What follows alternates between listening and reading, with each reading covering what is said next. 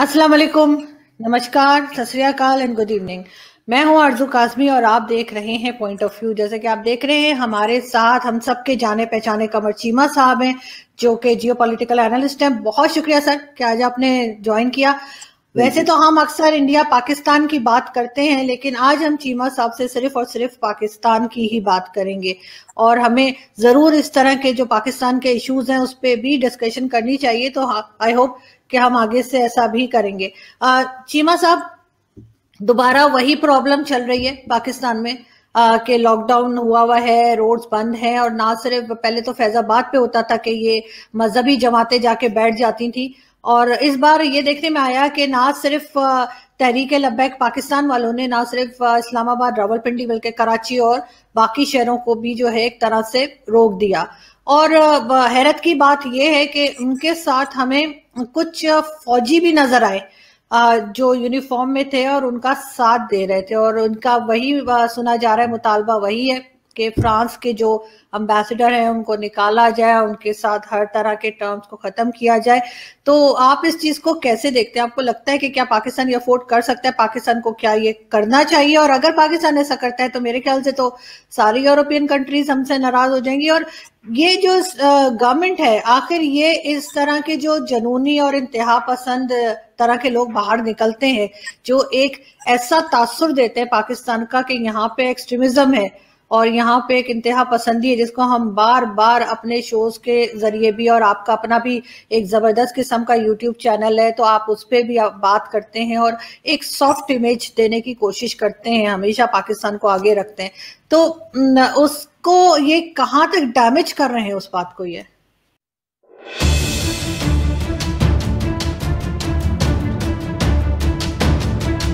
जी बहुत शुक्रिया आरजू काज़मी साहिबा। देखिए, पहली बात तो ये है कि हमें ये तय करना है कि अगर हमारा किसी से डिसएग्रीमेंट हो तो हमें उस डिसएग्रीमेंट को कैसे का इजहार कैसे करना है। हमें ये जो बेसिक डिस्कशन और डायलॉग और डिसएग्रीमेंट के जो एथिक्स हैं इनको स्टैब्लिश करना पड़ेगा ताकि हम अपने मुआशरे को या अपनी सोसाइटी को इस हवाले से बता सकें। देखिए, जो टीएलपी कर रही थी, टीएलपी गवर्नमेंट ने ये कहना सामने आया है कि गवर्नमेंट ने ये एक प्रीएम्प्टिव मेजर लिया है क्योंकि टीएलपी एक तरफ हुकूमत से डायलॉग कर रही थी और दूसरी तरफ तैयारी कर रही थी लॉन्ग मार्च की, जिससे जारी बात है अनार्की फैलनी थी और कुछ लोगों ने वहां पे लॉलेसनेस क्रिएट करनी थी। कराची में, लाहौर में, इस्लामाबाद में, जीटी रोड आपको पता है, एक ही हमारे पास जीटी रोड है, सारा ब्लॉक हो जाना था, सारा सिस्टम खत्म हो जाना था। सो मेरे ख्याल से जो इंपॉर्टेंट चीज है गवर्नमेंट ने प्रीएम्प्ट किया है, एक चीज तो ये हो गई। अच्छा, तीसरा इसमें अहम पॉइंट ये है कि जो टीएलपी कर रही है, देखिए एक मुल्क है फ्रांस जिसमें कोई वाकया हुआ, जिन्होंने हमारे नबी पाक सल्लल्लाहु अलैहि वसल्लम के बारे में कार्टून्स बनाए, जिसको सारी दुनिया ने कंडेम किया, ना मुसलमानों ने भी, क्रिश्चियन वर्ल्ड ने भी कंडेम किया कि this is not the way. अच्छा, अभी देखिए 57 इस्लामिक ममालिक में हम एक अकलौते, अनोखे और अजीब मुल्क हैं कि जहां पे हम प्रोटेस्ट कहीं पे हो रहा है, काम कहीं पे हुआ, कोई एक्टिविटी कहीं हुई, अपनी प्रॉपर्टी जलाते हैं, अपने ही लोग मारते हैं, अपने ही पुलिस वालों को मारते हैं, अपने ही लोगों को हम ऑक्सीजन नहीं पहुंचने देते। मतलब हमें अभी तक इतना नहीं हमें पता चला कि अगर हमें किसी से बात करनी है तो किस तरह बात करनी है।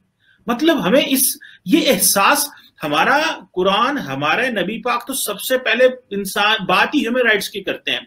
वो तो ये कहते हैं कि मैं हकूक अल्लाह जो है वो माफ हो जाएंगे। अगर अल्लाह की आपने कोई नमाज छोड़ दी है, तो उसके रिलेटेड आप काम गलत कर बैठे हैं तो अल्लाह माफ करने वाला है, लेकिन इंसानों को अगर आप तंग करेंगे तो उसकी कोई माफी नहीं है।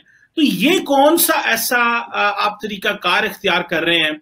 और ये जत्थे के जत्थे चल पड़ते हैं, एक तरफ से 2000 बंदा इधर चल पड़ा, 4000 इधर चल पड़ा। इनको कोई एहसास नहीं है कि आपके मुल्क में कारोबार ठप हो गया है, इकोनॉमी बंद हो गई है, लॉलेसनेस और अनसर्टेनिटी, गैर यकीनी सूरत हाल है।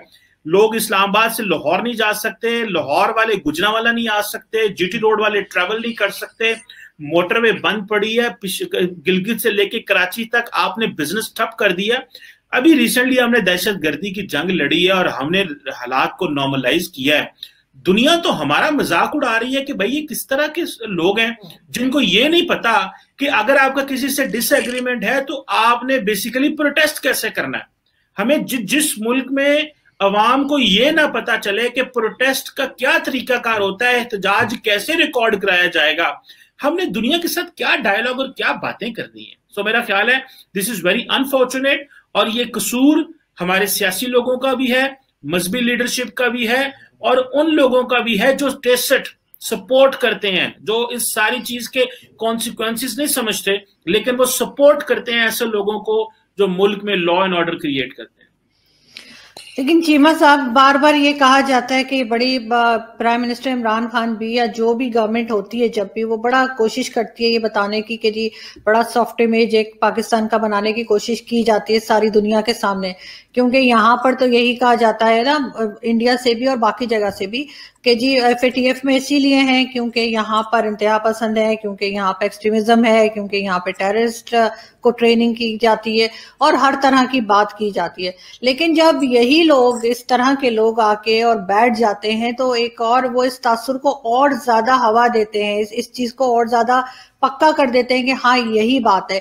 अभी गवर्नमेंट जो है आपकी, मैं ट्वीट भी देख रही थी, आपने अभी एक ट्वीट भी की थी कुछ देर पहले इस बारे में कि स्टेट कहाँ है, तो आपके ख्याल से क्या कर रहे हैं ये लोग? क्योंकि ये तो एक, अगर ये डर कर, इन लोगों से डर कर जो कि बहुत कम तादाद में है, मगर इनसे भी गवर्नमेंट डर जाती है, ये बात मुझे समझ नहीं आई कि ये जो रिलीजियस पार्टी के लोग हैं वो तादाद में ज्यादा नहीं होते, मगर ऐसा क्या करते हैं कि गवर्नमेंट को डरा लेते हैं और ये इस चीज पे भी तैयार है कि ये कोई बिल लाने वाले हैं नेशनल असेंबली में, और अगर ये उस बिल को पास कर देते हैं तो उसका क्या रिजल्ट, पाकिस्तान तो और ज्यादा फिर दुनिया में अकेला हो जाएगा, और ज्यादा यूरोपियन कंट्रीज, ना सिर्फ फ्रांस जिसकी बात कर रहे हैं, बाकी की कंट्रीज भी पाकिस्तान को फिर मुंह नहीं लगाएंगी।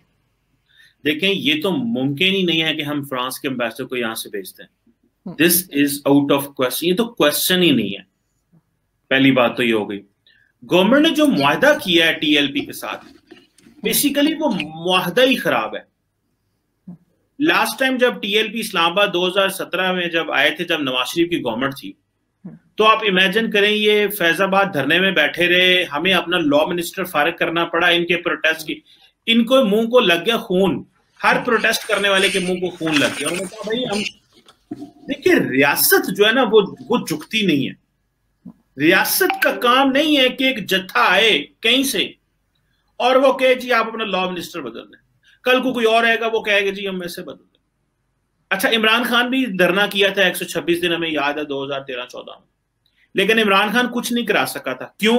क्योंकि इमरान खान को वायलेंस नहीं कर रहा था। हालांकि उसके कुछ लोगों ने वायलेंस किया था हल्का फुल्का, लेकिन वो वायलेंट शक्ल नहीं थी, पॉलिटिकल। ये है रिलीजियस नेचर का इशू इसमें। अच्छा, होता यह है कि कुछ लोग तो TLP के हैं, वो समझते हैं नहीं जी ये नबी पाक सल्लल्लाहु अलैहि वसल्लम की तौहीन हुई है तो हमें ऐसे कर देना चाहिए, वैसे कर देना चाहिए।